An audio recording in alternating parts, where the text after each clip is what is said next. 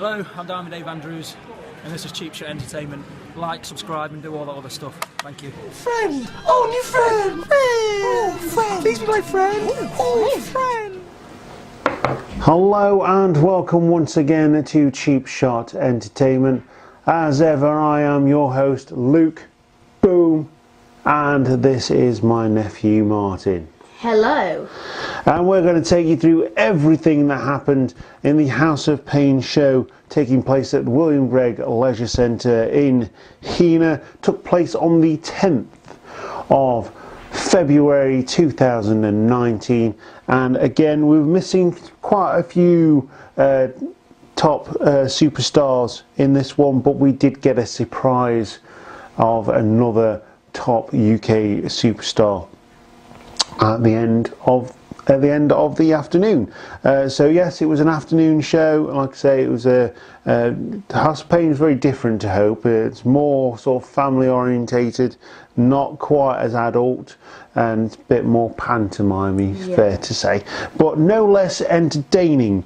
So like I say, we're going to take you through everything that happened. So join us on Twitter, Instagram and Facebook. I know I said Finstagram there, that's something completely different. Yeah, enjoy the video. Okay, so your first match of the evening was a singles, I don't know why I said evening, afternoon, sorry, was a singles match. And it was the great Tommy Taylor versus Garrett G. Whiz Bond. Yes. Of course, Garrett G. Whiz Bond's very much the crowd favourite in Hina. Won the championship in Hina, I believe, didn't he? He definitely won the House of Pain Tag Team Championships in Hina on the first show. Crowd really getting on to Tommy Taylor's back, chanting Tommy Toilet, Tommy Traitor, all these things. Always a crowd favourite in Hina, capturing the tag titles, I've got it down here, with Hina's own Lucas Archer on the very first visit to William Gregg Leisure Centre. The chicken chant comes out early from this raucous crowd that included us, obviously. It wouldn't have been raucous otherwise. The bell rings and G-Wiz gets the first shot in with some joint manipulation and makes the great Tommy Taylor squeal. A squeal that even Troy would be proud of. There's a low kick by Tommy Taylor followed by multiple pin attempts from both guys.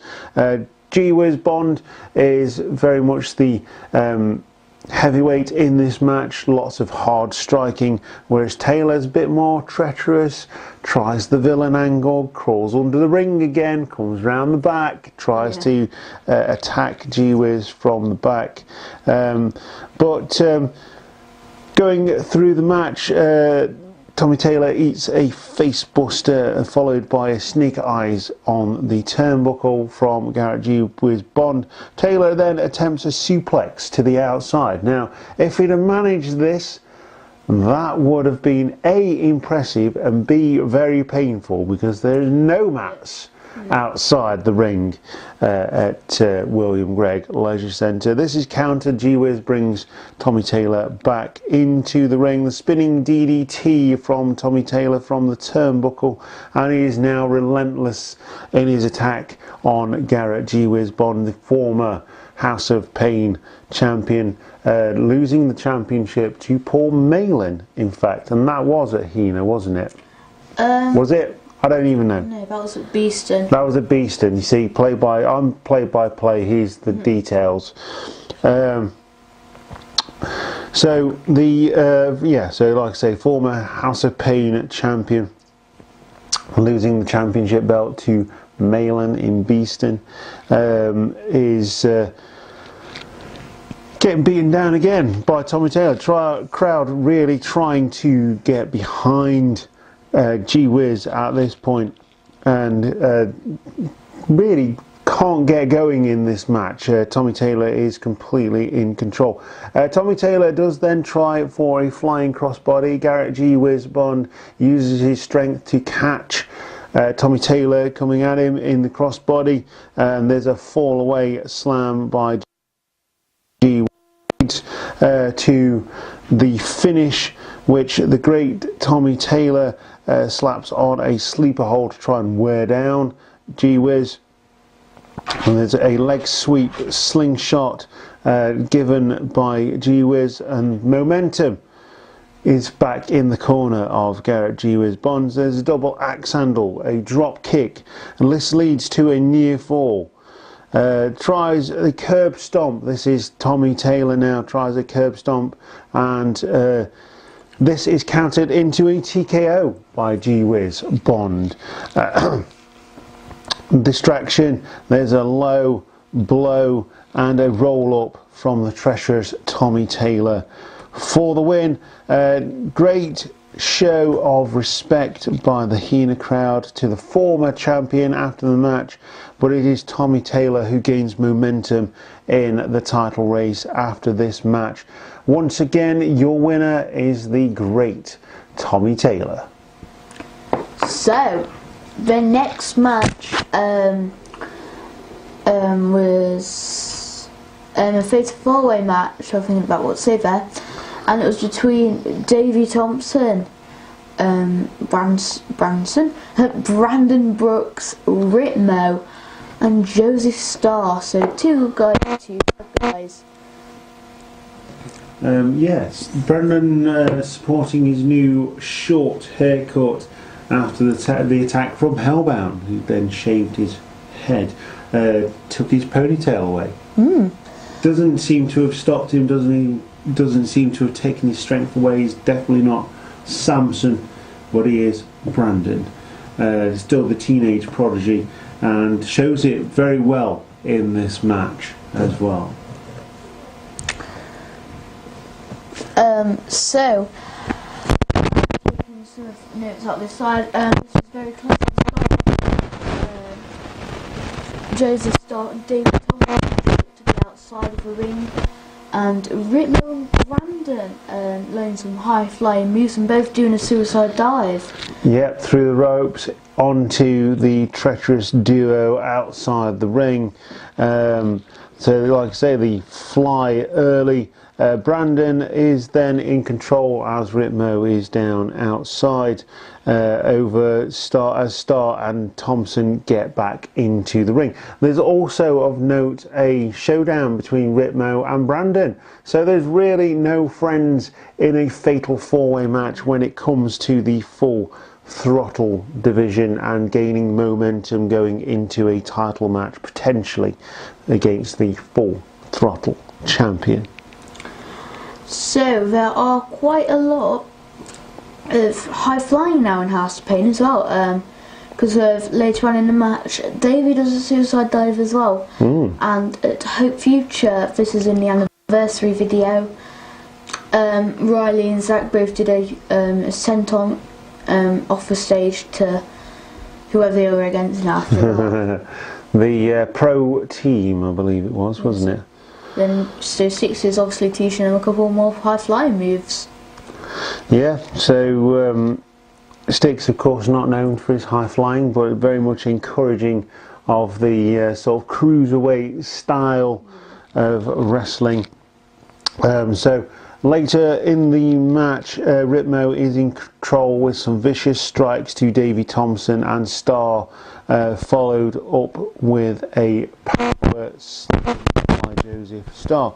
Joseph Starr dumped Ritmo out of the ring onto the hard floor of the Leisure Centre, the William Gregg Leisure Centre.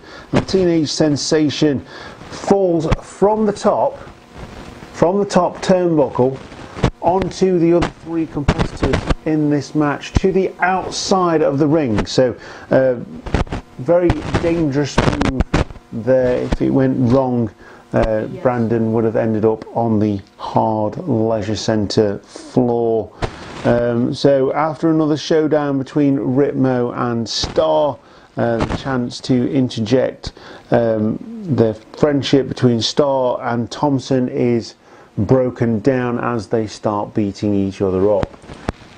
And also Ritmo, well, Brandon, Joseph Star and David Thompson on the outside, he took the advantage as well and climbed up to the top and did what Brandon did, although he called it the silly salmon and flopped about a bit. Yes, he did, yeah. Yes, he did. He's silly salmon. He puts his arms down by his side and flops around as he jumps off the turnbuckle. Very entertaining move from Ritmo. There's a run-in by Brandon Brooks eventually wins the match and becomes the new #1 contender for the Full Throttle Championship. So, obviously, to how we finished the match was Ritmo put David Thompson on the floor. He was about to do, I called it 350, because I'm not sure what any of the 450s, 350, whatever the name is. So he did a 350 splash shot, so I'm calling it, to David Thompson. And just as he was about to get a pin, Brandon came running in and rolled Ritmo up for the change of 3. I have suspicions about Ritmo. Yeah. Maybe change of attitude. He's got a new leather jacket. Okay. Look at Chris Tiley, he had a new leather jacket. He had new music. Yeah, he did. And he wasn't too happy about his loss to Brandon. No. And it should be said, after the match as well, we get a run-in by Gabriel Kidd of World of Sport. So, the next match was a 6-man tag match. House of Pain are known for do 6-man tags. I've seen quite a lot of them actually, in House of Pain especially. So there was, on team number 1, you had Bjorn, BFD and Brad Matthews, and they were against Johnny Sterling, and House of Pain Full Throttle champion Serge Malik and James Stevens. Brilliant. So the heel team, shall we say, of Bjorn, BFD and Brad Matthews try to get an atomic drop on the 3 face wrestlers in this match nice and early, and they do. They hit that, but the face wrestlers, the Serge Malik, Johnny Sterling and James Stevens, return the favour with some atomic drops of their own. BFD is taking the brunt of the punishment in this match early on, and there's a quick turnaround as Matthews gets the tag and takes it to the Rock and a Roller. I've got written here, which is Johnny Sterling. He's the Rock and Roller, takes it to Johnny Sterling, and the almighty Bjorn brings himself into the match with a blind tag. He joins in.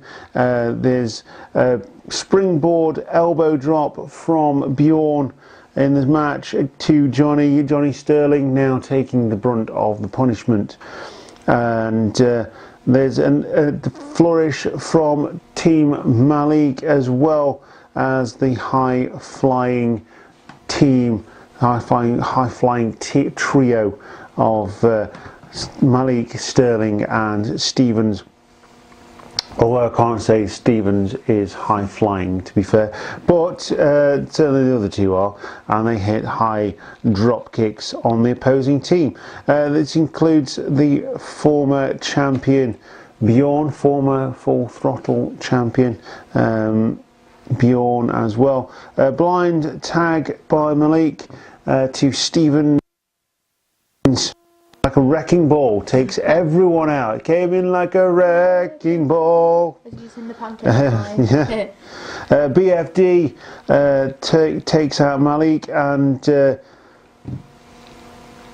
chucks him off the apron, leaving an opportunity for BFD and Bjorn to take control, beating up Matthews and pick up the win. The match was out of control. The referee never had control of it. There was people coming in left, right and centre, and out of control. It was crazy match, a six-man contest, but the heel team of BFD, Bjorn and Brad Matthews pick up the win here. So more momentum from Bjorn and certainly big freaking Dan and Brad Matthews going forward either in the tag division or... Right. So the next match was a tag team match, and it was Stephen Mitchell's, Powerhouse Stephen Mitchell's, and former tag team champion Alton Thorne. And they were against the High School Heartbreakers, a team of Riley Morris and Zach Nova. Wonderful. Yeah, of course we've seen these guys in Hope Future as well, and very entertaining duo, and again friends of the show here at Cheap Shot Entertainment insisted on doing a video for us, so thank you to Riley Nova and Zach Morris for that one. Morris early on is dumped out of the ring by Alton Thorne. This isolates Riley Nova in the match. Eventually Morris gets back up on the apron, and there is a little bit of deception between the newly formed team of Mitchell and Thorne. Sounds like something that you'd get in an EastEnders episode. Mitchell and Thorne, or maybe it's some kind of pub somewhere. As Nova takes advantage to get the tag to Morris, having been beaten down quite badly by the treacherous duo. Momentum then is killed again by the former tag team champion Alton Thorne, and then gets control. Momentum again goes back, swings back to Morris and Riley Nova, and Riley Nova off the hot tag comes in like a house of fire and takes out the other two superstars in this match. Nova, roll up by Nova as Morris distracts the referee, and this leads to a near fall. There's an ab stretch and a kick by Thorne as he remains in charge of this match over Nova. Over Nova. Hashtag. Over Nova.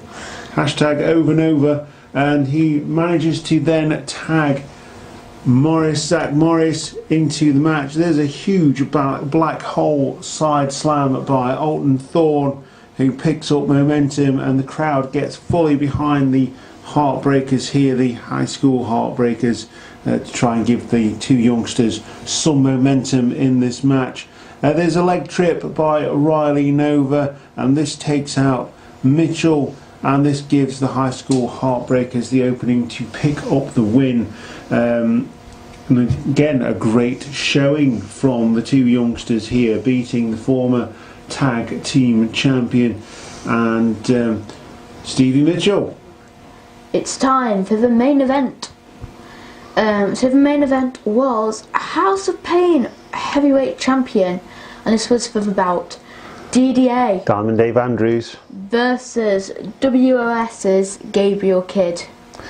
Yeah, so we get, like I say, we had the run-in earlier in the afternoon from Gabriel Kidd, the World of Sport superstar on ITV, has made his return. It's been at a couple of Hina shows recently, going against Kanji last time, I think it was, wasn't it? Yeah. Which was a fantastic intergender match.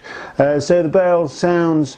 Bell sounds in this match, and the crowd is very much behind the House of Pain champion Diamond Dave Andrews. He gets into control nice and early, getting a headlock onto Gabriel Kidd, and this is reversed several times by both superstars, and this leads into an arm lock by DDA. There's an early stalemate at this point as the submissions are traded between these two gladiators of the UK circuit. There's a drop toe hold by Diamond Dave Andrews and an arm drag from Kidd, which leads to a second stalemate in this match. Neither guy can get the momentum that's needed to move them on in this match. There's a test of strength.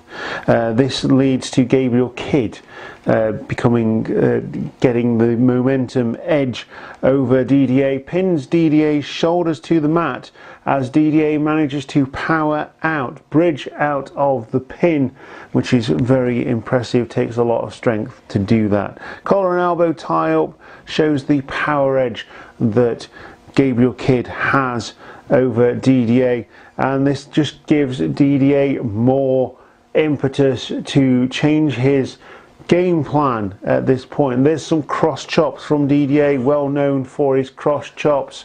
Thanks for that, Martin. I'm glad I'm entertaining you on this one.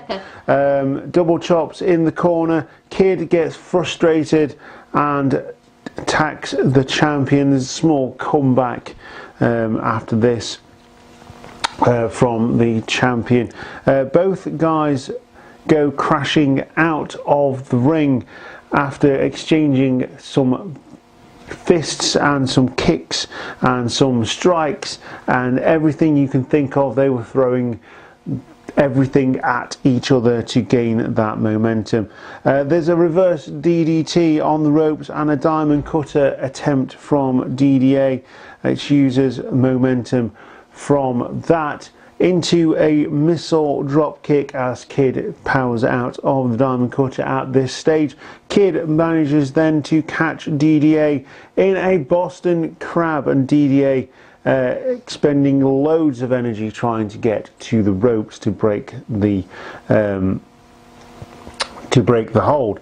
This sends Kidd crashing into the referee. The referee is knocked out at this point. Kidd then picks up the title and pulls an Eddie Guerrero by smacking the title on the floor, throwing it to DDA and falling on his back, trying to convince the referee that it was DDA that attacked Gabriel Kidd. Not sure why he did this, because the title cannot change hands via disqualification. But of course, DDA, being the champion that he is, doesn't want to lose any match, let alone by disqualification. So after this, the referee is still down and out. DDA falls on the floor as well, and both guys come back up. The referee comes round. DDA hits a diamond cutter for the win, and yeah, in a match where DDA didn't have much offense, Gabriel Kidd showing why he is on World of Sport and showing his power edge. DDA managed to get this hard-fought victory, and very resurgent champion he is in House of Pain, on the British independent scene. After the match, what happened? So after the match, Gabriel takes a mic and he says that he should be champion. And he starts giving respect to DDA. So then he did what baddies do and asked for a handshake. Yes. So DDA gets drawn in by this. The crowd is telling him no. But he goes for a hug instead. Straight after the hug, there's a kick to the gut of DDA, and DDA then hits another diamond cutter to take Gabriel Kidd out of the ring as the champion, the triumphant champion, reigning and defending House of Pain heavyweight champion Diamond Dave Andrews celebrates in the ring with the Hina crowd. Again, final thoughts on this show. What did you think? it was a really good show. Really good way to like wind down the weekend and get ready for the new week. Yeah. So yeah, I've got yet another fantastic show here, genuinely entertaining, even though there were some notable names that were missing due to having other commitments in the independent scene. Should be noted that DDA did 2 shows on this day. He went to one show, went to Aspire, won in 5 seconds, and came straight over to Hina to defend his championship, which I thought was really cool. So you can't go wrong for a $5 with House of Pain if you're in the Hina area, or you know, around the area, Ripley, Alfred and all that kind of area. Get yourself to William Gregg Leisure Centre. It's the nearest one you're going to get with House of Pain, £5 a pop, and genuinely entertaining family afternoon with top stars of the UK independent wrestling scene. So yeah, my March is taken up by shows, going through March, and yeah, I'm really looking forward to March. It's all paid up for. I'm looking forward to front row seats to some of those shows, paying a bit more for them. Certainly looking forward to WrestleGate and Wrestling Resurgence, as well as the other shows as well. Simply because they are new shows to me. Never seen them before, so they'll be interesting, in some Japanese wrestlers as well, which will be really cool. So I'll be doing videos for all of those, reviewing all of those shows and letting you know what I think of them. So like I say, you can follow us on Twitter, Facebook and Instagram. Once again, I've been your host, Luke, and I have been here with my nephew Martin. And make sure you follow us on all of social media and give us some support. We're nearly at 200 subscribers, which is absolutely phenomenal since we started the channel last August, in fact. So we're not even a year old, and I have to say that none of those subscriptions are paid for. So there's certainly near 200 people watching these videos, nearly. Some of them are wrestlers on the independent scene, which I'm very proud of. Getting wrestlers to watch these shows, and just me rambling about wrestling, my love of wrestling, and I love doing it. So yeah, we'll see you next time on Cheap Shot Entertainment. Goodbye.